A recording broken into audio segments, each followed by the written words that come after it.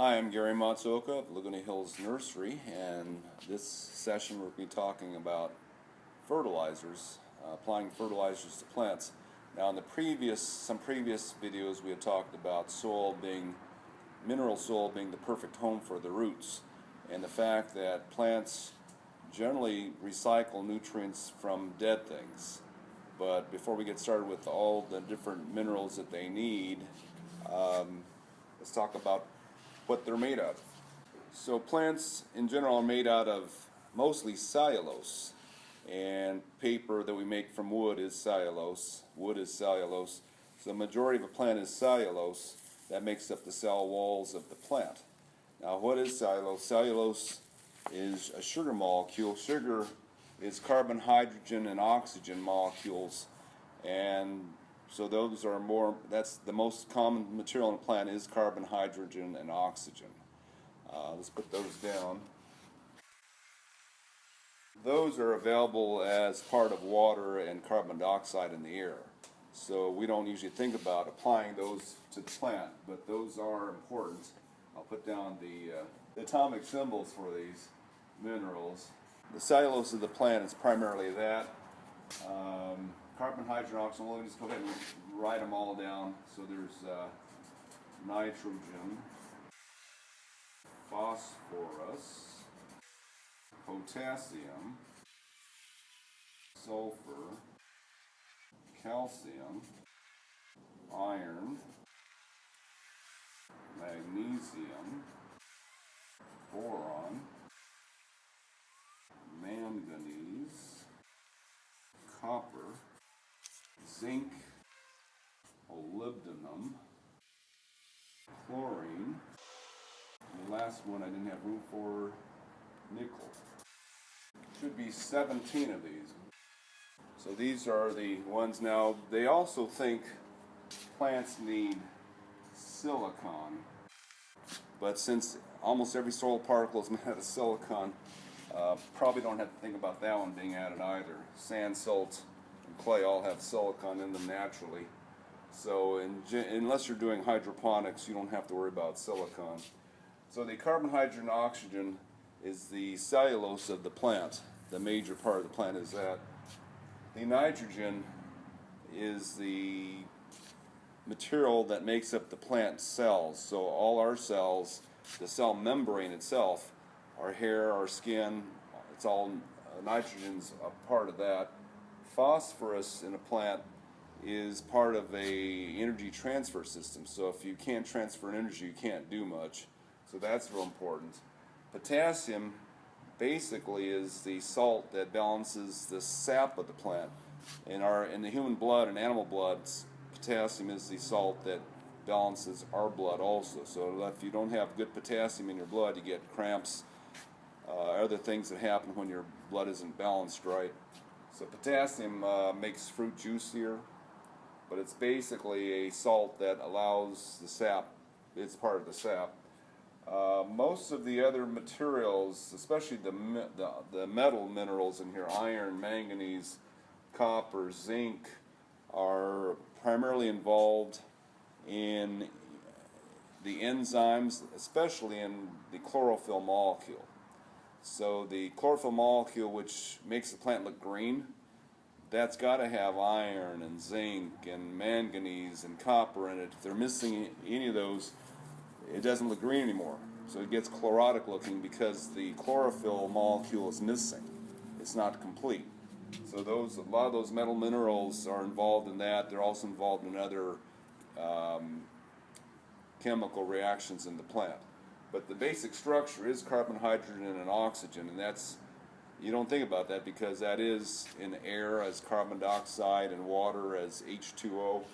So we mainly think about nitrogen, phosphorus, potassium, which are three major ones they need, and then there's a lot of little ones in here too that we have to think about. So if you take away the first three, there are at least 13 minerals that need to be applied. Now, we've been told that nickel's found in everything. Well, we had 14, now it's down to 13. With nickel out of the picture and silicon really out of the picture, you've got 13 minerals to think about. Now, in nature, plants generally recycle dead plants. and a dead plant, so dead leaves off this plant basically have all 17 minerals in them that the plant needs, 17 or 18. So if you recycle, if you just put dead leaves on the ground, you take your plant clippings and throw them back underneath your bushes, the plants will get those minerals back to them. Now if you have a new yard, you've got to apply them. There's different kinds of fertilizers that you can get. In the old days, before we had too many chemicals, we just used the organic fertilizers were the main thing. Now truthfully, thousands of years ago, hundreds of years ago, they used human waste as fertilizer. Now we don't like to do that anymore. Certainly we use cow waste, but generally now we use other products that are not as smelly. So things like alfalfa meal, which is ground up alfalfa. Azomite is just a rock dust. Of course, we do still use fish emulsion. That's just dead fish ground up and liquefied. One of the old favorites was blood meal, very high in nitrogen source, and still used today. We also use chemical fertilizers a lot. And these, generally chemical fertilizers, they don't, the organic fertilizers, especially some of these ground up plant ones, have all the minerals even in them, even though they only list the top 3. And generally if you grind up a fish, you've got all the different minerals too. Animals and plants are very similar in their mineral makeup. So if you take a fish or insects, grind them up, cricket poop, all that stuff, you get most of the organic fertilizers have all the minerals in them. Now on the chemical side, generally the more chemicals that you put in there, the more expensive the product. Of the products we sell, there's a few that have 11 of the 12 that you really need. So some of these fertilizers work quite well. Now, the problem we have, or we do in the nursery, is a lot of osmocote. It does have 11 of the 12 most essential minerals in there. And I believe this one has at least 10 in there. So they're pretty complete. You'll get some good results with these. I mean, in a few years, your plant may be missing one of the real minor minerals. The organics, if you go organic, you generally don't miss anything at any time. So organics are always safer. One of the problems we have with organics, if you put down alfalfa meal on the ground, it may take 2 or 3 weeks to start working. If you put a chemical fertilizer down, it works immediately. So there's one advantage of chemicals. Now the advantage organics have is that the organic fertilizers generally feed the soil. So there are organisms in the soil that keep the soil fluffy, alive, working better for the plant's roots, and they depend on a source of nutrition too, and that's usually the organic fertilizer. So whether or not you put on just dead plant material on the ground or the organic fertilizer like this, they can feed the organisms that keep the soil fluffy and alive, whereas the chemical ones generally don't do that. I'm not totally against the chemicals. In the long run, it's better to stay with organics, stay with dead leaves, but the chemicals do have a purpose because they work immediately. Now, there are organic fertilizers that work faster, so most of these take a while to break down, 2-3 weeks even. Some of the fertilizers they're bringing out now, like the Dr. Earth Life, if you open this bag, you'll notice that it smells a lot like a sewer. And that's because as organic material breaks down, it does give off a lot of odors. So in this product, this will work faster than some of their other products. This product here is a mixture of organic materials, but they haven't been broken down yet. In this one, they have been fermented or broken down quite a bit, so this will work faster than the other one. I don't know if they'll beat chemical fertilizers for speed, but they're certainly faster, and that does add to the cost of it. The liquid things like fish emulsion tend to work fairly fast too.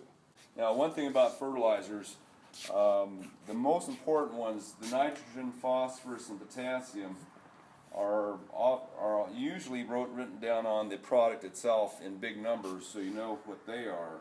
So on this one, let's put it down, nitrogen, phosphorus, and potassium, the symbols for those. Generally in a plant, if you take, especially a young plant that's still growing fast, if you take them, grind them up, analyze the contents of that plant, the nitrogen, phosphorus, and potassium ratio will be something about 6:4, 7:1:3, somewhere in that range, where the nitrogen is most important, then potassium, and then the phosphorus. And in some of the chemical fertilizers we use, the numbers are similar that we like. So on this one, the numbers are 15, 9, 12, similar ratios. This Palm Food, 15, 5, 15, much higher in potassium than this ratio here. 6:2:4 is essentially 3:1:2 ratio. This is a 3:1:3, and this is a 3. Well, it's in between those. Now, there's a lot of people who don't know enough about fertilizer, and they'll want to see something where the numbers are even. So on this particular product, the numbers are 15, 15, 15. And to a lot of people who don't know enough about fertilizer, that's their magic fertilizer. They think all the numbers are the same, 15, 15, 15. It must be a well-balanced fertilizer because all the numbers are the same. Well, in a plant, the numbers aren't the same. So it doesn't make any sense to a plant to have 15, 15, 15. Now 15, 15, 15, granted, you put this on a plant and it'll look really good. The problem with it is that some fertilizers build up too high in the soil.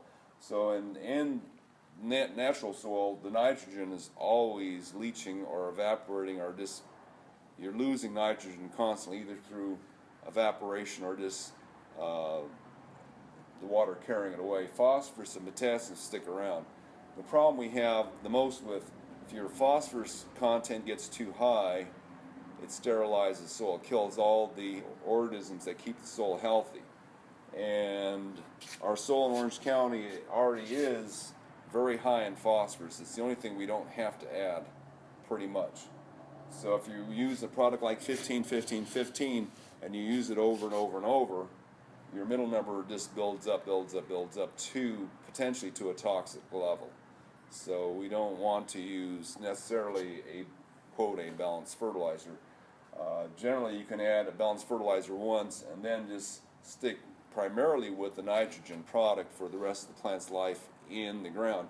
Now in containers, fertilizers tend to run through the soil faster if you have one in a pot. So you might have to add something that has everything in it all the time.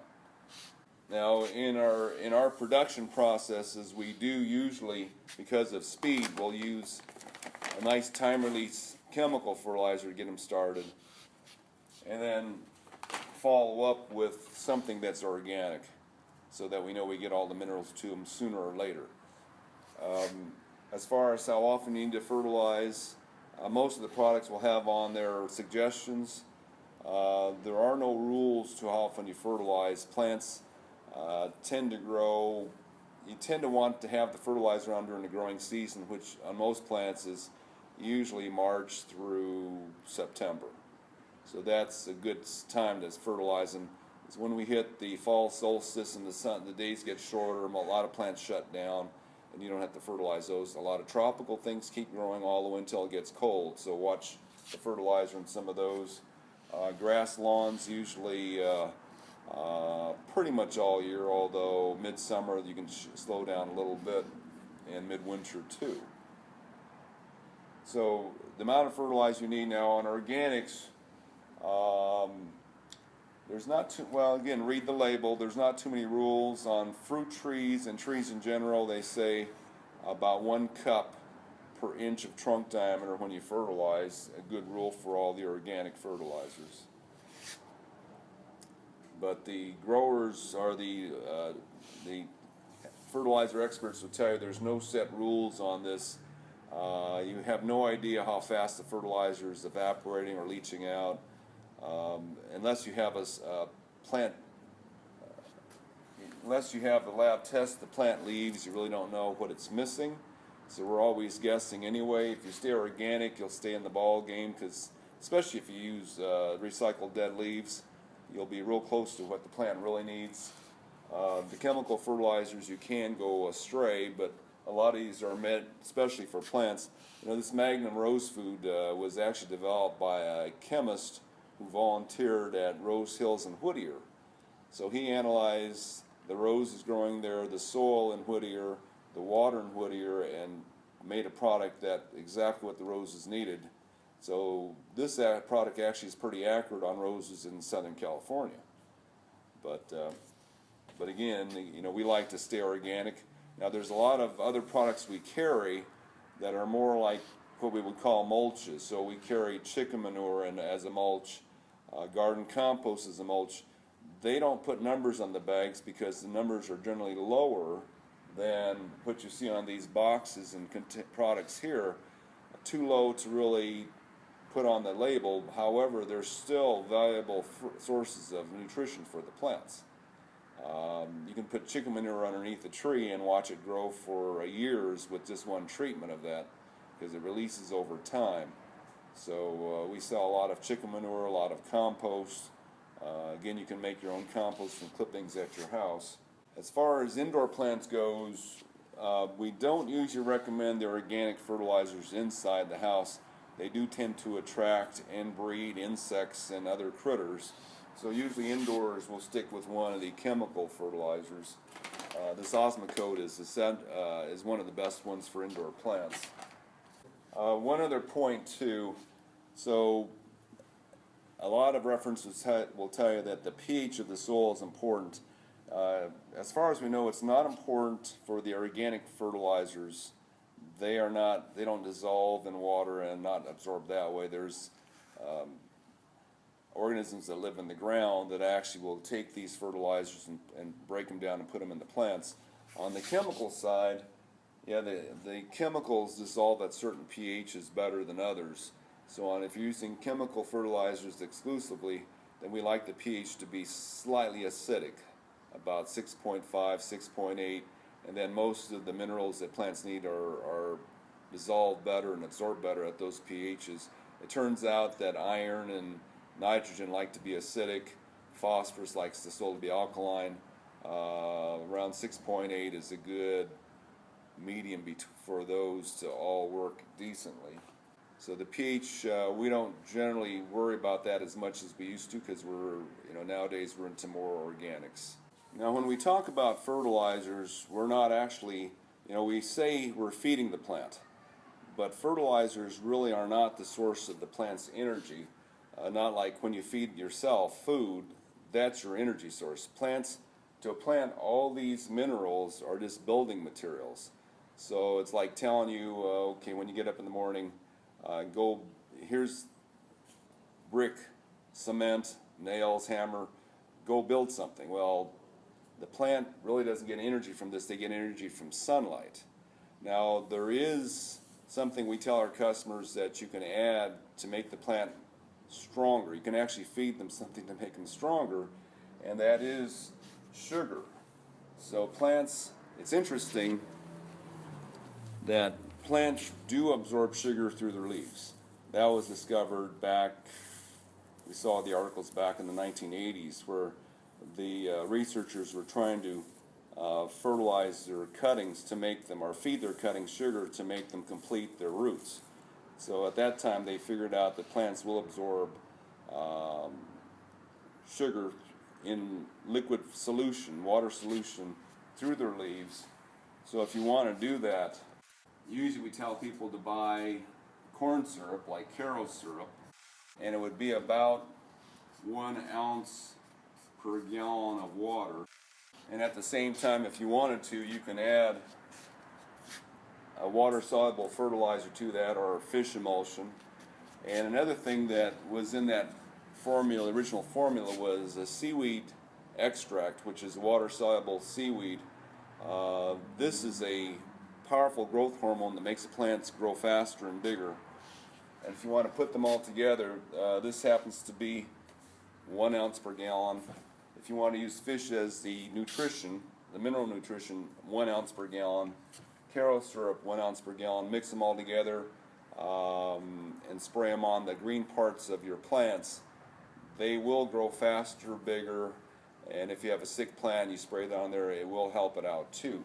Sugar is what the plant makes from photosynthesis. It is what a plant stores to power itself up. It uses sugar to make its own cellulose, which is the plant's body, and also uses sugar to repair and do things like flowering and fruiting.